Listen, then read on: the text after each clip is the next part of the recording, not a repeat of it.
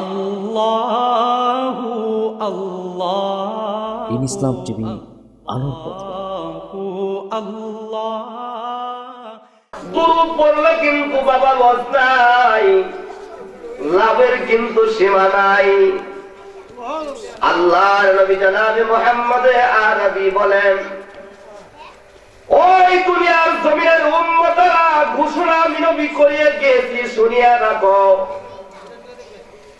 তোমরা যদি জান্নাতের টুকরা বেহেশতের বাগানের ভিতরে বসিয়া, জমিনের যেই প্রান্তের ভিতরে বসিয়া আমি পয়গম্বরের উপর দুরূদ পড়বা, এই দুরূদ ও সালামের হাদিয়াকে সঙ্গে সঙ্গে আমি নবীজির রওজা ধারে পৌঁছে দেওয়া হয়। বলেন সুবহানাল্লাহ। দয়ার নবী, মায়ার নবী, শাফিউল মুসলিমিন, রাহমাতাল লিল আলামিন হাদিসে পাকের ভিতরে ইরশাদ করেন, ও আমার সাহাবায়ে কেরাম, তোমরা জানিয়া রাখো, যে ব্যক্তি দুনিয়ার ভিতরে আমার যে উম্মত আমি পয়গম্বরের উপরে একটা দুরূদ পড়বে, আল্লাহ পাক রব্বুল আলামিন খুশি হইয়া রাজি হইয়া আমার ওই উম্মতের উপর আল্লাহর আসমানী রহমত বান্দার উপর সঙ্গে সঙ্গে 10টা রহমত বান্দার দিকে নাযিল করিয়া দেয়। বলেন সুবহানাল্লাহ। শুধু তাই নয়, বিশ্ব নবী জনাবে মুহাম্মদুর রাসূলুল্লাহ সাল্লাল্লাহু আলাইহি ওয়াসাল্লাম ইরশাদ করেন, আমি নবীর উপর দরুদ পড়ার কারণে আমার যে সমস্ত উম্মত গুলো পাগল করা হয়ে আমি নবীর উপর দরুদ পড়বে, আমি নবীর উপর দরুদ পড়তে দেরি আছে, কিয়ামতের কঠিন মুসিবতের দিনে লক্ষ কোটি কোটি মানুষগুলো যেদিন হয়রান হয়ে পড়বে, পেরেশান হয়ে পড়বে রে বাবা, ভালো করে খেয়াল করে লক্ষ্য করবা, অন্য দিকে দৃষ্টিপাত করবা না, বেশিক্ষণ আলোচনা চলবে না, কেবলমাত্র মাওলাকে খুশি করার জন্য আলোচনা চলবে। এজন্যই আল্লাহর নবী জনাবে মুহাম্মদ আরবি বলতেছেন, ওই আমার যে উম্মতগুলো দুনিয়ার ভিতরে আমি নবীর উপর দরুদ পড়বে, দরুদ ও সালামের হাদিয়াকে প্রেরণ করবে, যেই জায়গায় বসে আমি নবীর উপর দরুদ পড়বা, কিয়ামতের ময়দানে আমি নবীর উপরে ওই উম্মতের পক্ষ হইয়া সুপারিশ করা আমি নবীর জন্য আল্লাহ ওয়াজিব করিয়া দিয়েছে। বলেন সুবহানাল্লাহ। সুতরাং এজন্যই নবীর উপর সকলে দরুদ পড়তে রাজি আছি ইনশাআল্লাহ। কে কে রাজি আছি আল্লাহকে খুশি করে দেখাই? সকলেই রাজি আছি ইনশাআল্লাহ। আল্লাহ সকলকে কবুল করার, সকলে বলে আমিন। আলহামদুলিল্লাহ, সমস্ত প্রশংসা আল্লাহ তাআলার জন্য। আল্লাহর জন্য প্রশংসা করে সর্বাগ্রে শুরু করলাম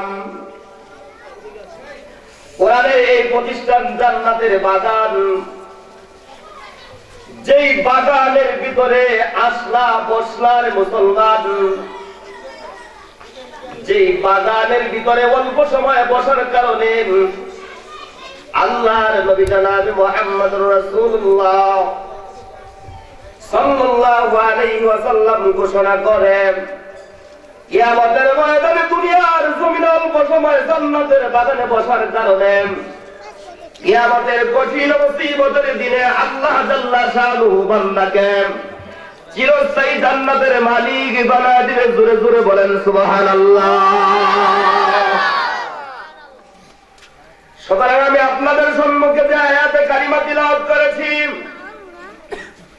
এই আয়াতে কারিমার উপর নজর করে, এই আয়াতে কারিমার উপর নজর করে এবং বিশ্ব নবীর হাদিস থেকে একখানা হাদিস তিলাওয়াত করেছি, ওই হাদিসের উপর নজর করে যদি আল্লাহ তাআলা তৌফিক দান করেন তাহলে কিছু আলোচনা করব। সকলে আপনারা আমার জন্য দোয়া করবেন তো ইনশাআল্লাহ। যেই জমিনের ভিতরে বসে আছে মুসলমান, আমি দূরের কোন বিষয়বস্তু আলোচনা করি নাই, আমি দূরের দিকে যাইতে চাই না। কয় মুসলমান বাবারা রে, কেবল মাত্র আল্লাহ জাল্লা শানুহু তিনি বলতেছে, ওগো মানুষ তুমি জানিয়া রাখো, আমি তোমাকে যে পদার্থ দ্বারা তৈরি করেছি, যে জিনিস দ্বারা তোমাকে গঠন করেছি, গঠন করার পরে যে পদার্থের বুকে, যে জিনিসের বুকে 24 ঘন্টা দিবারাত্র তোমার হাঁটাচলা হয়, চলাফেরা হয়, যেই মাটির উপরে তুমি থাকো, যেই মাটির উপরে তুমি বাড়ি ঘর বানাইয়া বড় বড় অট্টালিকা বিল্ডিং তুমি বানাও, পালাখানা বানাও, প্রসাদ বানাও, যেই মাটিকে তুমি হাঁটার উপর চির দ্বিখণ্ডিত করো, কষ্ট দাও, মাটির উপর দম্ভ করিয়া হাঁটো, আল্লাহ জাল্লা শাআনুহু বলে নজর করিয়া দেখো, এই মাটিকে কিন্তু আমি আল্লাহ জাল্লা শাআনুহু চিরদিনের জন্য খাঁটি করিয়া বানাইছি, খাঁটি করিয়া এমন ভাবে তৈরি করেছি, এই মাটিকে যদি চিরদিন তুমি কষ্ট দাও, কিন্তু তোমার সাথে মাটি কোনোদিন কথা বলবে না। কথা ঠিক না বেঠিক? মুসলমান আওয়াজ দিয়া বলেন, কথা ঠিক না বেঠিক? এজন্য এই যুবক ভাই, মুরব্বী বাবারা, আমরা যে মাটির উপর বসে আছি, এই 3.5 হাত মাটি, এই মাটি কিন্তু বিছানা, এই মাটি দিয়েই কিন্তু আপনার আমার 3.5 হাত শরীরের বডি, এই 3.5 হাত শরীরের বডি যেটাকে আল্লাহ তৈরি করে দিয়েছে, এটা কিন্তু এই মাটির উপাদান দিয়ে সৃষ্টি আল্লাহ করেছেন। সুতরাং এই মাটির থেকে মাটির মানুষ বানাইয়া কিছুদিন দুনিয়ার মুখে ঘোরাফেরা করাইয়া আবার নিয়ে যাবে 3.5 হাত মাটির ঘরে। কথা ঠিক না বেঠিক? আবার কয়েকদিন পরে 3.5 হাত মাটির ঘরে তোমাকে যখন নিয়ে যাবে রে বাবা, ওই জায়গার ভিতরে কিন্তু আপনজন বলতে কাউকে তুমি পাইবা না। কথা ঠিক না বেঠিক? আল্লাহ জাল্লা শাআনুহু কালামে হাকিমের অন্যত্র জায়গায় ঘোষণা করে, ইয়াউমা ইয়াফিরুল মারউ মিন আখিহি ওয়া উম্মিহি ওয়া আবিহি ওয়া সাহিবাতিহি ওয়া বানিহি। এমন একটা দিন মানবরা তোমার সম্মুখে উপস্থিত হইয়া যাইবে, যেই দিনের ভিতরে প্রত্যেকটা মানুষ ইয়া নাফসি করে করে হাসরের ময়দানে দৌড়বে। স্বামী স্ত্রীর জন্য কাজে আসবে না, স্ত্রী স্বামীর জন্য কাজে আসবে না, সন্তান মা বাবার জন্য কাজে আসবে না, মা বাবা সন্তানের জন্য কোনো উপকারে আসবে না। সেদিন আপনজন বলতে কিন্তু বাবা কেউ কাউকে খুঁজে পাইবা না। এজন্য আমার দয়াময় আল্লাহ কালামে হাকিমের ভিতরে সব করে ঘোষণা করে জানিয়ে দিয়েছে, ওরে মানুষ হইতে বহু দুনিয়ার পিছে, ওরে মানুষ হইতে বহু দুনিয়ার পিছে, কি জবাব দিবা তুমি হাসরের মাঠে, কি জবাব দিবা তুমি কবরের বুকে। কথা ঠিক না বেঠিক? সুতরাং বাবা লক্ষ্য করে খেয়াল করে শুনবা, অল্প কিছু কথা মাত্র। এই দুনিয়ার রঙ্গমঞ্চের পিছনে পড়িয়া হাজার হাজার যুবক তার যৌবনকে নষ্ট করতেছে। কথা ঠিক না বেঠিক? হাজার হাজার আল্লাহর বান্দা দুনিয়ার দুকার পিছনে পড়িয়া নিজের হায়াতের মূল্যবান সময়কে নষ্ট করে দিচ্ছে। ওরে যুবক ভাই, আজ আমি হুজুর তোমার পায়ে হাত রাখিয়ে অনুরোধ জানাই, যে দুনিয়ার পিছনে পড়ছ, এই দুনিয়া কিন্তু একদিন তোমাকে লাথি মেরে তোমাকে বিদায় করে দিবে। এই দুনিয়ার ভিতরে কিন্তু চিরদিন থাকা যাবে না। এই দুনিয়া কিন্তু তোমাকে নাচ দিয়ে মত দেখাইতেছে, অনেক কিছু দেখা যায় সুন্দর, যা আসলে সুন্দর না।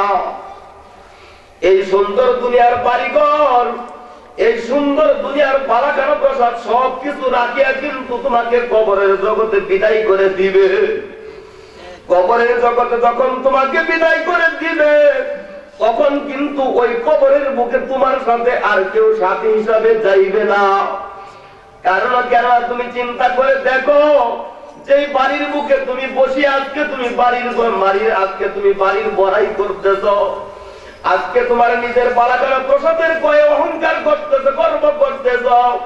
আমি আজ 10 তলা 5 তলা 20 তলা 15 তলা 20 তলা বিল্ডিং এর মালিক, আমি আজ অমুক ব্যাংকের মালিক, আমি আজ অমুক ধনভাণ্ডারের মালিক, অমুক সম্পদের মালিক। এই যে মালিক বসে বসে বলিয়া বলিয়া নিজেকে দুকার ভিতরে ফালায়া রাখছো, দুনিয়ার পিছনে পড়িয়া। যে মালিককে ভুলিয়া তুমি রইছ, বেশি দিন কিন্তু সময় নাই রে বাবা। তোমার মাথাটাকে ব্রেনটাকে একবার খাটায় দেখো যে এই বাড়ির ভিতরে আমার বাবাও কিন্তু ছিল, আমার বাবাও কিন্তু বাড়ির ভিতরে বাড়ির পড়াই করতো। আমার বাড়ি আমার অমুক বিঘা অমুক জমি অমুক গাড়ি, এতটি বাড়ি আছে এতটি গাড়ি আছে এতটি অনেক জনসংখ্যা আছে, বিভিন্ন কিছু আছে, বড়াই করতো। আমার বাবা কিন্তু আজকে আমার মতো অহংকার করতে করতে বড়াই করতে করতে দুনিয়া চাইরা বিদায় হইয়া ওই কবরের বুকে 3.5 হাত মাটির ঘর, যেই ঘরের কিন্তু নাই কিন্তু খবর, ওই ঘরের বুকে এতিম হয়ে শুয়ে আছে। ওই ঘরের বুকে এতিম হয়ে শুয়ে তুমি সন্তানের দিকে তাকাইয়া বিনাইয়া বিনাইয়া কান্দে। কথা ঠিক না বেশি? মুসলমান আওয়াজ করে বলেন কথা ঠিক না বেশি? চিন্তা করে দেখো না কবরে কি যাইবা না, চিন্তা করে দেখো না কবরে কি যাইবা না। ওই যে দেখো মাটির ঘর 3.5 হাত ওই কবর, ওই কবরে যাইবা কিন্তু কেউ কে সারা পাইবা না। চিন্তা করে দেখো না কবরে কি যাইবা না। আজান গানে শুনিয়া কেমনে তাকো বসিয়া, আজান গানে শুনিয়া কেমনে তাকো বসিয়া। নামাজের লাগিয়া তোর কোনো মায়া লাগে না। চিন্তা করে দেখো না কবরে কি যাইবা না। এই দুনিয়া ধোকার ঘর, কবর তোমার আসল ঘর। এই দুনিয়া ধোকার ঘর, কবর তোমার আসল ঘর। কথা ঠিক কিনা মুসলমান? কথা ঠিক কিনা মুসলমান? আওয়াজ করবো না, কথা ঠিক কিনা? সুতরাং বলতেছি বাবা, এই যে আপনাদের মসজিদে মহল্লার মসজিদে এশার নামাজ পড়লাম, এশার জামাতের ভিতরে হাজির হইলাম। আজকে একটা কোরআনের হাদিসের বয়ান, আজকে জান্নাতের বাগান। যে জান্নাতের ভিতরে বাগানের ভিতরে আসলে আল্লাহ আপনার গুনাহকে মাফ করে দিবে। যে জান্নাতের ভিতরে বাগানের ভিতরে আসলে এটা আপনার জন্য নাজাতের জরিয়া বানাবে। আজকেও কিন্তু আপনাদের মসজিদের ভিতরে নামাজ পড়লাম, মসজিদ ভরে নাই। এশার জামাত পড়লাম, এশার জামাতে মুসল্লি নাই। আবার মনে হয় এই গ্রামের ভিতরে সকল মানুষ মনে হয় ঢাকায় চলে গেছে। কথা ঠিক না বেশি? তাই না? না সকলের উপর নামাজ ফরজ হয় নাই? আল্লাহ বহু পরিতাপের বিষয়। এজন্যই তো বলতেছি বাবা, এই দুনিয়ার রঙ্গমঞ্চের পিছনে পড়িয়া পরকালের চিরস্থায়ী শান্তিকে তুমি ভুলিয়া গেলা।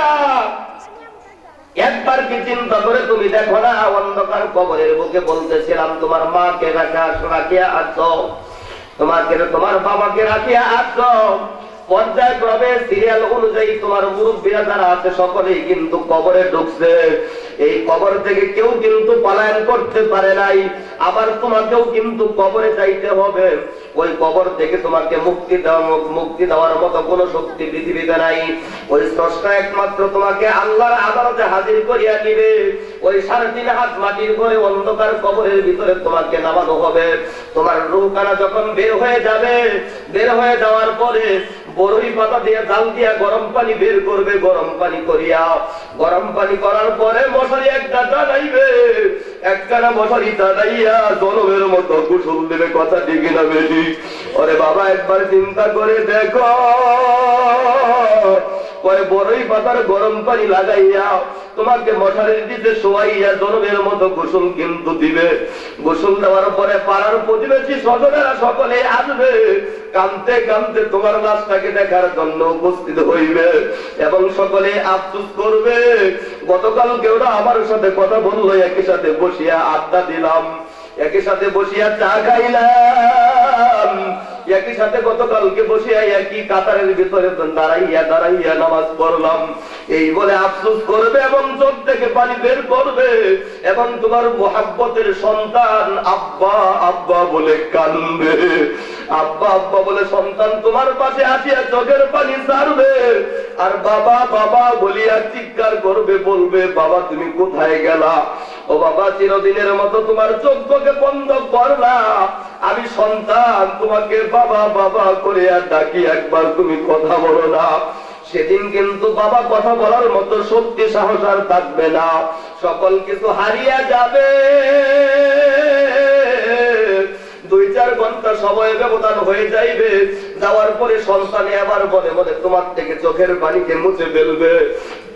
চোখের পানিকে মুছে ফেলার পরে এবার বলতেছে তাড়াতাড়ি করে এলাকাবাসী ডাকিয়া তোমার কাফন দাফনের ব্যবস্থা করো। কাফন দাফনের ব্যবস্থার জন্য এলাকার মানুষকে খবর দিবে, খবর দেওয়ার পরে তোমার জন্য তোমাকে বাড়ি থেকে বিদায় করে দেওয়ার জন্য তাড়াহুড়া করবে।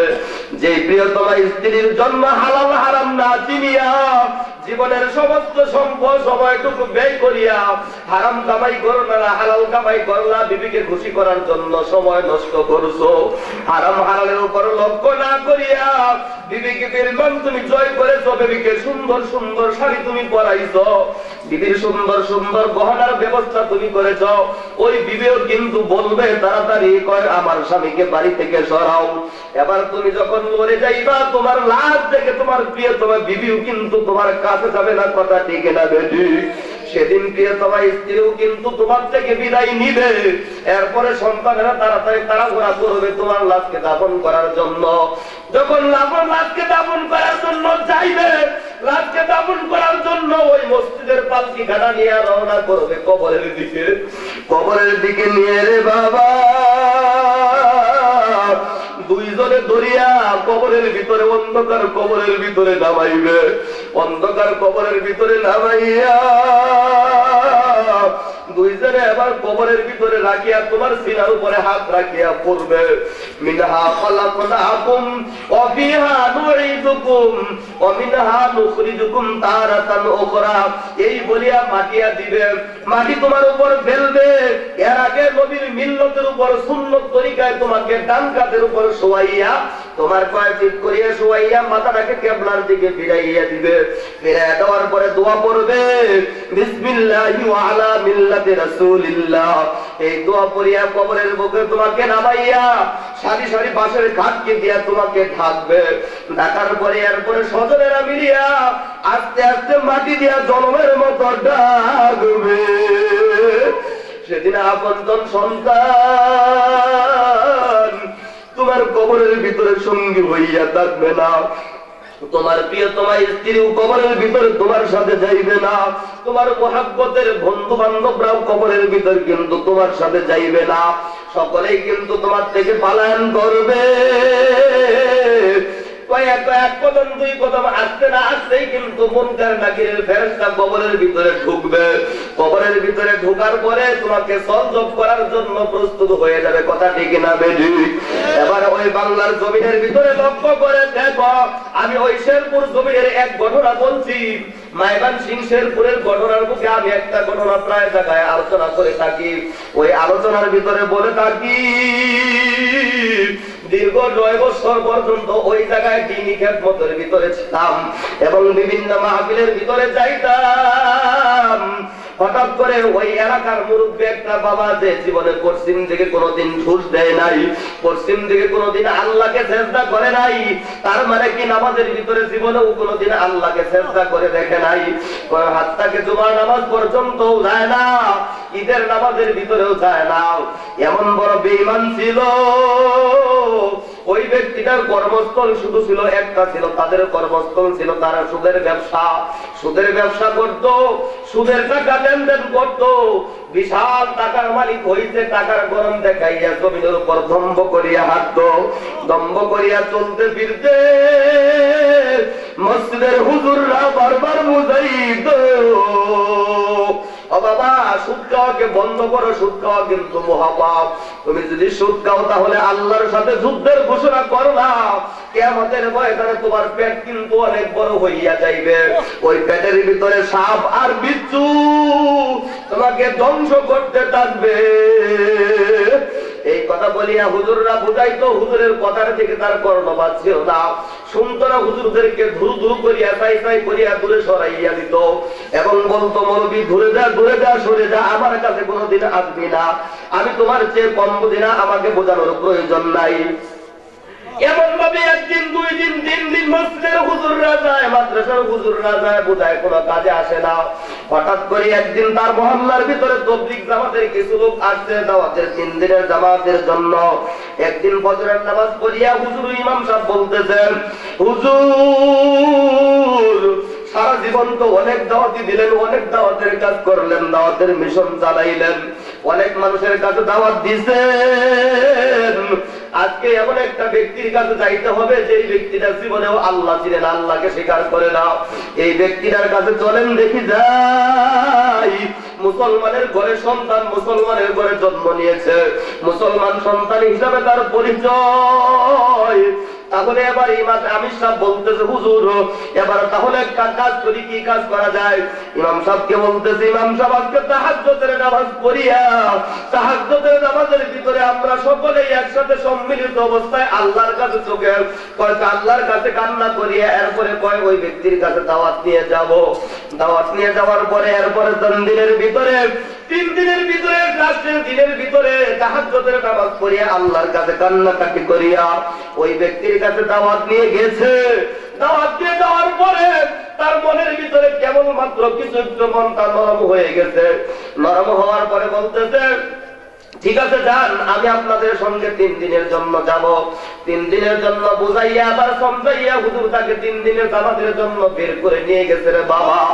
বের করে নিয়ে যাওয়ার পরে 3 দিন যখন যায়, তখন ওই তাবলীগ জামাতের ভিতরে যাইয়া আজ তাকে, কাল তাকে 2 দিন হয়ে গেছে।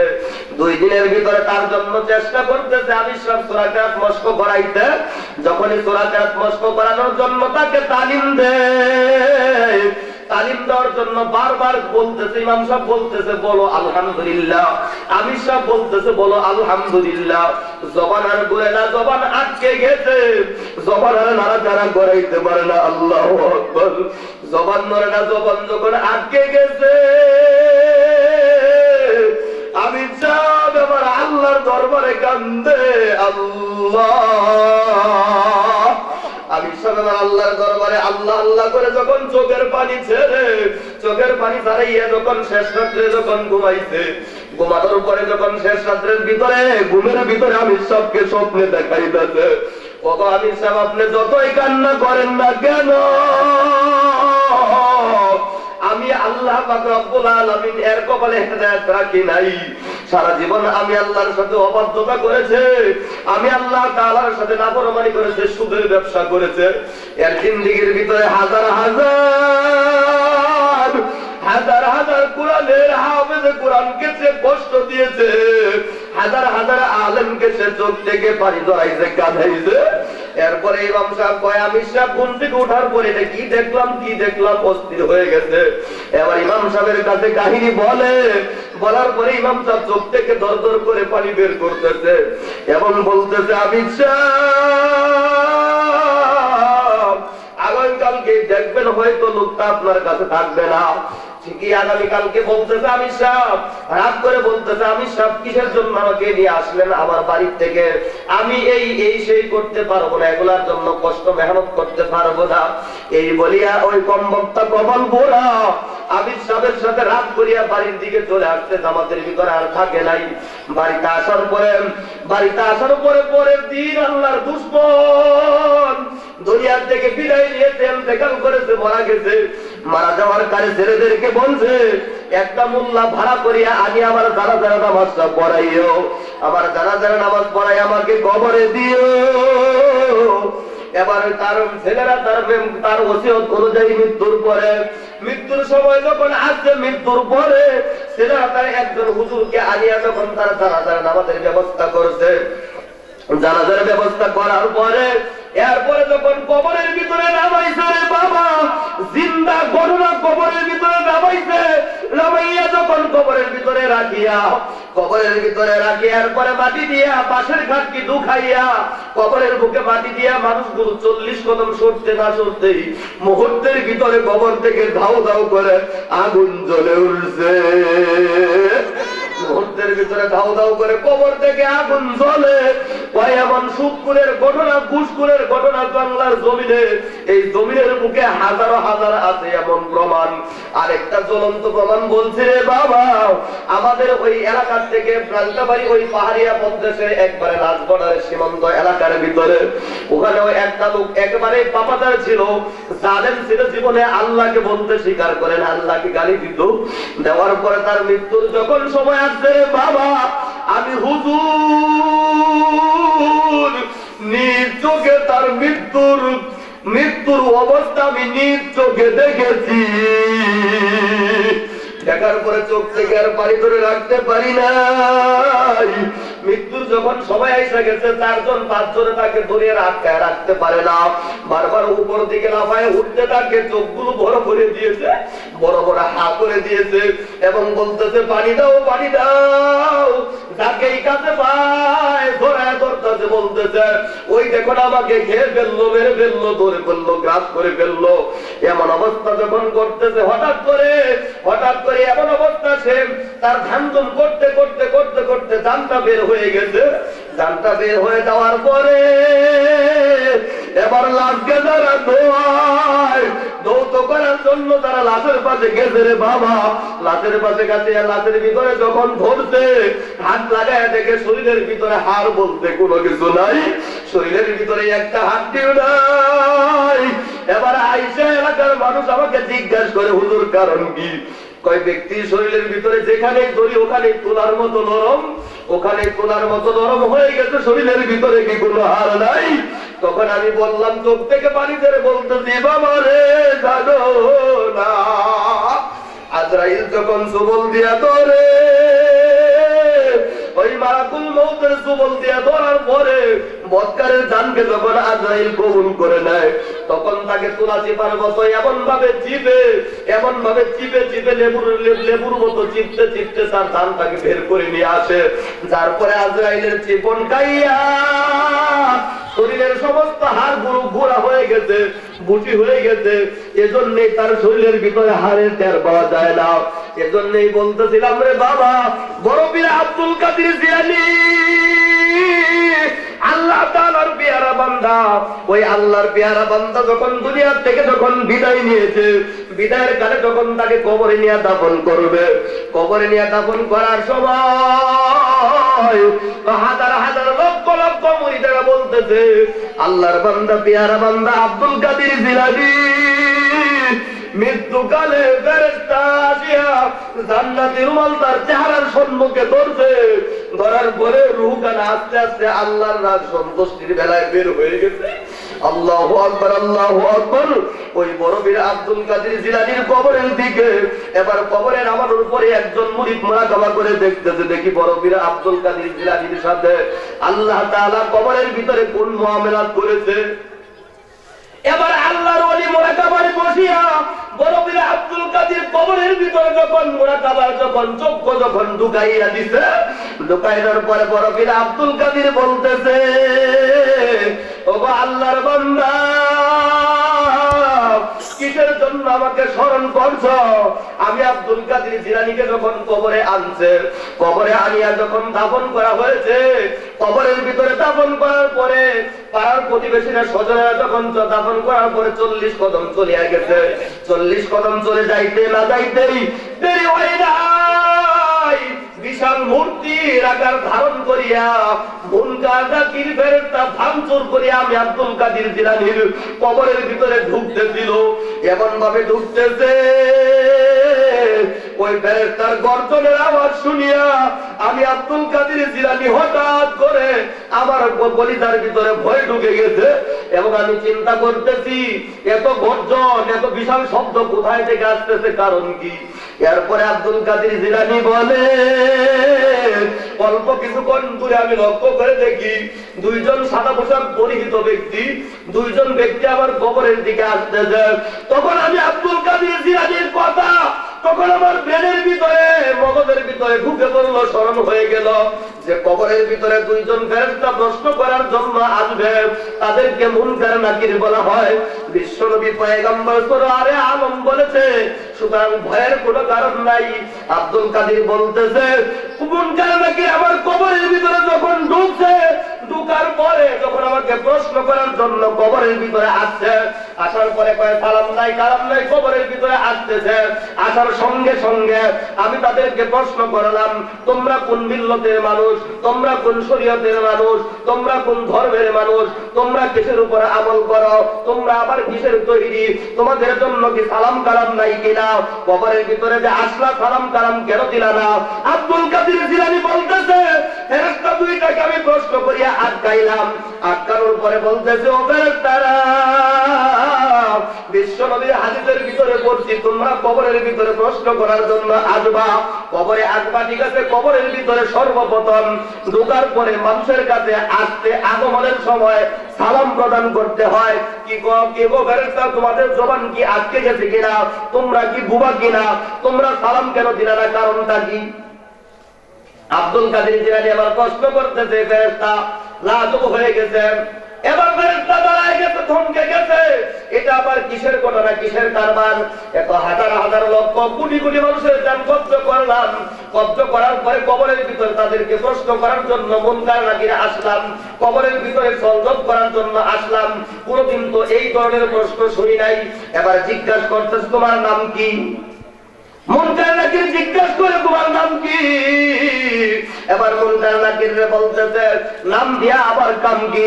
আমার পরিচয় দেওয়ার দরকার নাই, তোমাকে যে প্রশ্ন করেছে এই প্রশ্নের জবাব সবার আগে দাও। এরপরে ফেরেশতাদেরকে প্রশ্ন করে বলতেছে, তোমাদেরকে প্রশ্ন করতেছি সালাম কেন দিলা না, কারণ কি? এই কারণটা তোমাদের কাছে আমি জানতে চাই।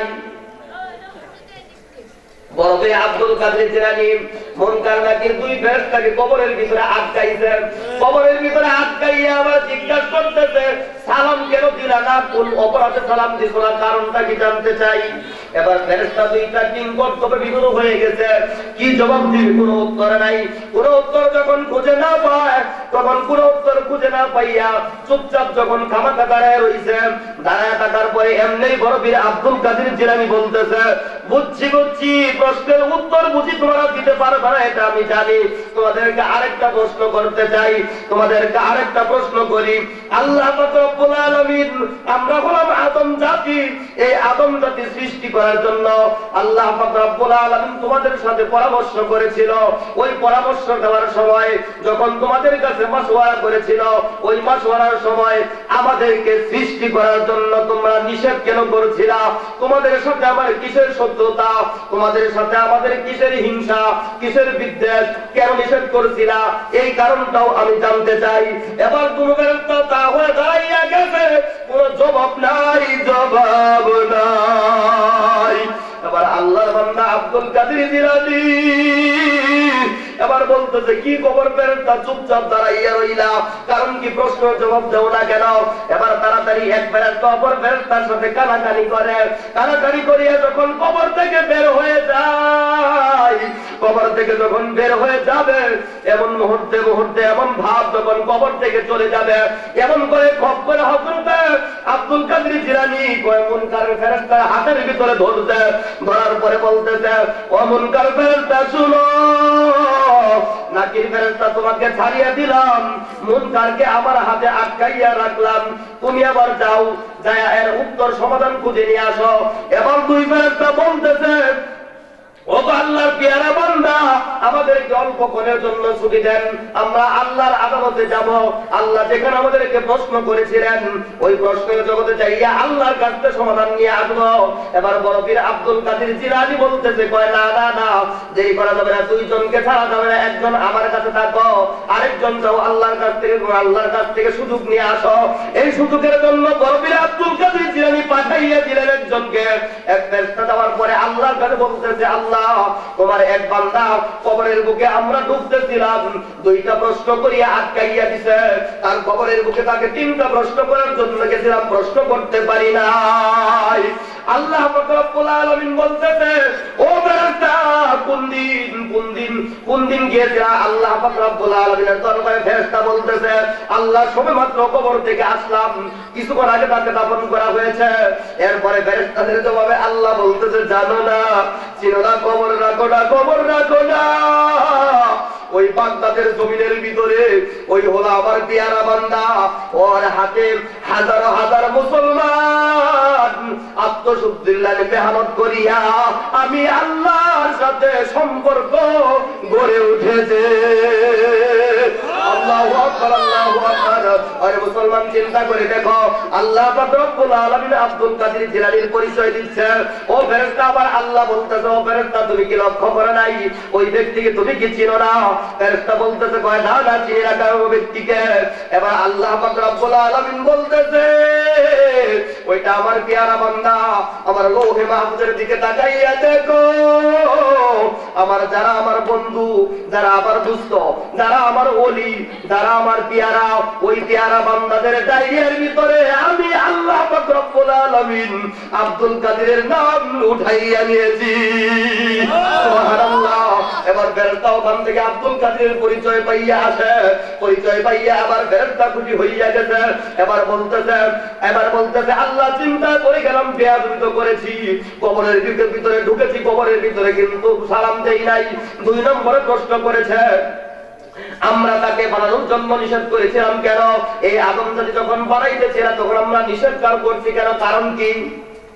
এই 2টা প্রশ্ন যতক্ষণ পর্যন্ত উত্তর প্রদান না করব ততক্ষণ পর্যন্ত বড় পীর আব্দুল কাদের জিলানীর কবরের ভিতরে প্রশ্ন কোনদিন করা যাবে না। এবার ফেরেশতারা কিংকর্তব্যে বিমূঢ় হইয়া ব্যতিব্যস্তর ভিতরে পড়িয়া হয়রান হয়ে গেছে, পেরেশান হয়ে গেছে, আল্লাহর কুদরতি পায়ে সিজদায় পড়িয়া গিয়েছে। এবার বলতেছে, আল্লাহ এটার সমাধান চাই।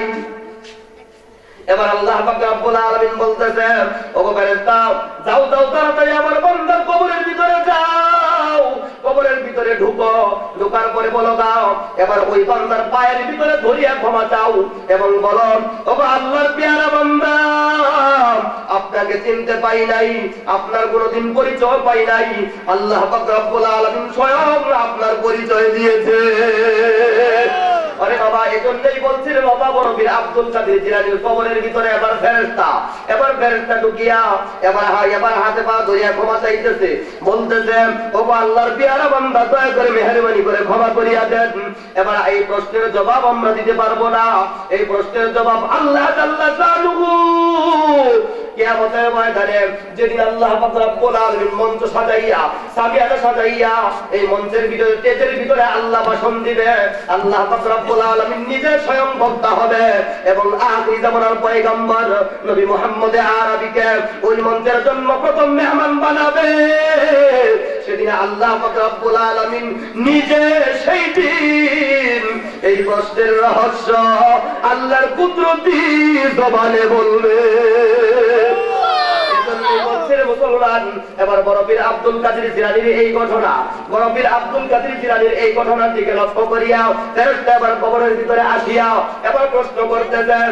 এবার বলতেছে আব্দুল কাদের জিলানী বলতেছে, ঠিক আছে, যদি তাই হয় তাহলে ঘটনাটা এমনই হবে। এবার বলতেছে, ঠিক আছে, তুমি 3টা প্রশ্ন করতে পারো, কোনো সমস্যা নাই। কবরের ভিতরে 3 প্রশ্ন করার জন্য মুনকার নাকির উপস্থিত হয়ে গেছে। এরপরে আব্দুল কাদের জিলানী বলতেছে, প্রশ্ন কিন্তু করবা কয়টা? কয় 3টা। আব্দুল কাদের জিলানী বলতেছে, 3টা প্রশ্ন করবা। এই 3টা প্রশ্নের জন্য আমাকে প্রশ্ন করার জন্য আমার জবান থেকে ঘোষণা করার দরকার নাই। দেখবা, প্রশ্ন করবা কবরের ভিতরে অটোমেটিক প্রশ্নের জবাবগুলো আমার মাসুক মাওলা রেডি কইরা কবরের ভিতরে পাঠাইয়া দিবে। সুবহানাল্লাহ সুবহানাল্লাহ। ইমাম গাজদালি লেখেন, ইমাম গাজদালি লেখেন, ইমাম গাজদালি তিনি লিখতেছেন, এবার বলতেছেন কয় বরফির আব্দুল কাদের জিলানীর কবরের ভিতরে ঢুকিয়া ফেরেশতা যখন বলতেছে, এবার বলতেছে, প্রশ্ন করতেছে, আমার রব্বুকা, তোমার রব কে? এবার যখন রবের জন্য যখন প্রশ্ন করছে, প্রশ্ন করার পরে এরপরে আব্দুল কাদের জিলানী বলতেছে, আমার হাতের দিকে তাকাইয়া দেখো, ও মুসলমান নজর করে দেখো। এবার আব্দুল কাদের জিলানী হাতের দিকে হাতটাকে উঠাইয়া বলছে, আমার হাতের দিকে নজর করিয়া দেখো। এবার হাতের দিকে তাকাইয়া ফেরেশতারা বলতেছে, হাতের ভিতরে আবার কি? হাতের জন্য কি জন্য তাকাবো? এবার বলতেছে, কই হাতের ভিতরে কয়টা আঙ্গুল? এবার বরফির আব্দুল কাদের জিলানীকে বলতেছে, ফেরেশতা বলতেছে, হাতের দিকে কি তাকায় দেখবো? এবার আব্দুল কাদের জিলানী বলতেছে ফেরেশতাকে, হাতের ভিতরে আঙ্গুল কয়টা? ফেরেশতা বলে, হাতের ভিতরে আঙ্গুল 5টা। কয় আবার আল্লাহর নাম লিখলে হরফ লাগে 5টা। ওই আল্লাহ শব্দের ভিতরে পরিচয়। এবার আবার হাতের ভিতরে তাকাইয়া দেখো, আল্লাহর মারিফতের ঘোষণা ওই আমার হাত বলে দিবে। এবার আল্লাহ পাক রব্বুল আলামিনের ঘোষণা পাইয়া এবার আল্লাহর পরিচয় যখন কবরের ভিতরে যখন এসে গেছে, তখন আসার পরে রব্বি আল্লাহ এই পরিচয় যখন ঘোষণা যখন হইয়া গেছে, ওই ঘোষণার পরে কিছুক্ষণ পরে আবার ওই ঘোষণার কিছুক্ষণ পরে আল্লাহর কালাম কবরের ভিতরে এমন করে সামিয়ানার মতো সাজাইয়া কতক্ষণ পরে কবর থেকে দেখা যাইতেছে, ঘোষণা আসতেছে, রব্বি আল্লাহ, রব্বি আল্লাহ। এবার বলতেছে, কয় আমার রব হলো আল্লাহ। তাহলে এবার কবরের ভিতরে প্রশ্ন কিন্তু বাবা 3টা। এই 3টা প্রশ্নের ভিতর থেকে 1 নম্বর প্রশ্ন, আমার রব, আমার রব্বুকা, তোমার রব কে? এবার এই প্রশ্ন করে যখন করতে, তোমার রব কে? তখন বরফির আব্দুল কাদের পক্ষ হয়ে আল্লাহর কালাম ঘোষণা দিয়েছে, রব্বি আল্লাহ, আমার রব হলো আল্লাহ। এবার রবের যখন পরিচয় হয়ে গেছে, এবার বরফির আব্দুল কাদের জিলানীকে বলতেছে, ফেরেশতা মুনকার নাকির বলতেছে, আদবের সাথে ভদ্রতার সাথে বলতেছে, ও আল্লাহর পিয়ারা বান্দা, আরেকটু বিরক্ত তোমাকে করতে চাই, আরেকটু বিরক্ত তোমাকে করতে চাই, আরেকটা প্রশ্ন তোমাকে করতে চাই। এবার বলতেছে, ও ফেরেশতা, কি প্রশ্ন করার বড় কোনো সমস্যা নাই। এবার বলতেছে, ওমা দিনুকা, তোমার দিনকে, তোমার ধর্ম কি ছিল? এবার বরফির আব্দুল কাদের জিলানী বলতেছে, ও গো ফেরেশতা, উপর দিকে তাকাইয়া দেখো, আল্লাহর কালাম আমার কবরের ভিতরে তোমার প্রশ্ন দেওয়ার জন্য ছাতির মতো উপরে বেশি আছে। সুবহানাল্লাহ। এবার বরফির আব্দুল কাদের ঘোষণা অনুযায়ী ফেরেশতা তাকাইয়া দেখে, তাকাইয়া দেখতেছেন, এবার বলতেছে, কোরআনের ভিতরে ইন্নাদ দীনা ইনদাল্লাহিল ইসলাম, আল্লাহ তাআলার কাছে সবচেয়ে পছন্দনীয় ধর্ম হলো ইসলাম। যে ইসলাম ধর্ম ছাড়া, ইসলাম ধর্ম ছাড়া পৃথিবীর কোনো মানুষ নাজাত পাইতে পারে না। নাজাত যদি একমাত্র পাইতে চাও, একমাত্র ইসলাম ধর্ম ছাড়া আর বিকল্প কোনো রাস্তা নাই। কথা ঠিক না বেশি?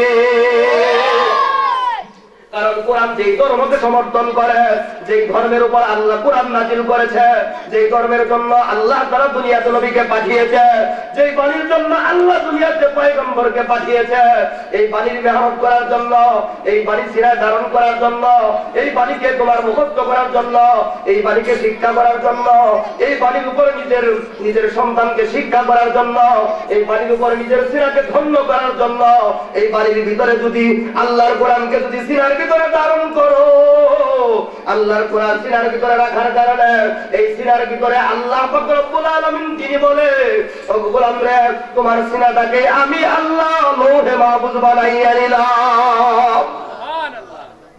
আমার আগে এক বক্তা আলোচনা করতেছিল, সুতরাং আলোচনার ভিতরে আমি লক্ষ্য করতে পারছি, বলতেছিল,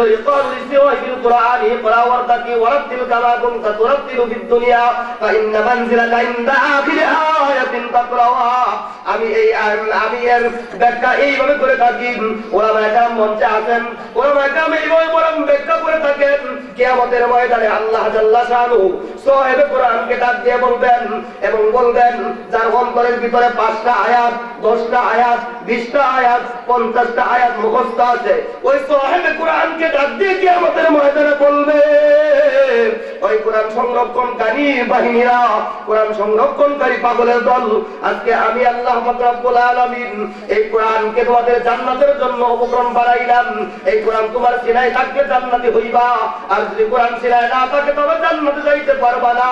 আল্লাহ পাক রব্বুল আলামিন বলবে এক একটা করে আয়াত তিলাওয়াত করো আর এক একটা জান্নাতের মালিক হইতে থাকো।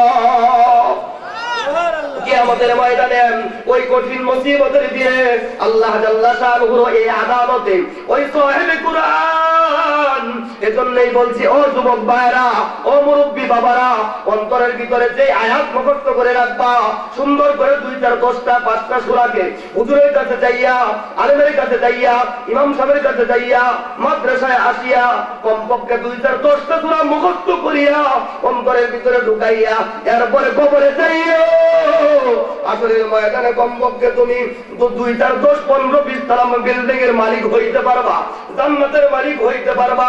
আর যদি আল্লাহর কালামকে মুখস্থ করিয়া না যাও, কিয়ামতের ময়দানে কিন্তু ভিক্ষুক সাজিয়া বসিয়া থাকবা, একতলা জান্নাতও কিন্তু তোমার কপালে জুটবে না। এজন্যই বলতেছি আল্লাহর কালামকে মুখস্থ করে গেলেন, যেই ধর্মের উপর আল্লাহ কালাম নাযিল করে দিয়েছে, দুনিয়াতে সমস্ত বাতিল ধর্মের প্রচার আছে, সমস্ত বাতিল ধর্মের স্লোগান আছে, নিজ নিজ ধর্মগুলোকে প্রচার করার জন্য, হিন্দুরা হিন্দু ধর্মের প্রচার করার জন্য, বৌদ্ধরা বৌদ্ধ ধর্মের প্রচার করার জন্য, খ্রিস্টানরা খ্রিস্ট ধর্মের প্রচার করার জন্য, তীর্থবাদরা তীর্থবাদের ধর্মকে প্রচার করার জন্য, সমস্ত ধর্মের মানুষগুলো নিজের শক্তি সাহসকে ব্যয় করিয়া লাগছে। ওগো মুসলমান, তোমাকে কোন জিনিসে ধরেছে, তোমাকে কোন শয়তানে আটকায় রাখছে, কোন শয়তানের ধোঁকার পিছনে পড়ছ? তোমার ধর্মকে কোরআন, তোমার ধর্ম হলো আল কোরআন, তোমার ধর্ম হলো ইসলাম, তোমার ধর্মকে আল কোরআনকে বুকের ভিতরে নিয়ে সকল ধর্মের উপর বিজয় করিয়া নির্দ্বিধায় আল্লাহর জমিনের ভিতরে দাওয়াত দিবা, কোনো ভয় নাই। কথা ঠিক না বেঠিক মুসলমান? সুতরাং এই কোরআনের এই সমস্ত প্রতিষ্ঠানগুলো যেগুলো এখানে গড়ে উঠতেছে, হুজুররা করতেছে, এই প্রতিষ্ঠানের সাথে সকলেই মিলে মিশে একত্র হয়ে শ্রম দিয়ে, বুদ্ধি দিয়ে, পরামর্শ দিয়ে, টাকা পয়সা দিয়ে, অর্থ দিয়ে সকলেই সহযোগিতা করবেন তো ইনশাআল্লাহ। কোন কোন ভাই সহযোগিতা করতে রাজি আছে? হাত তুলে দেখায়। আল্লাহ সকলের সহযোগিতা কবুল করে, সকলে বলে আমিন।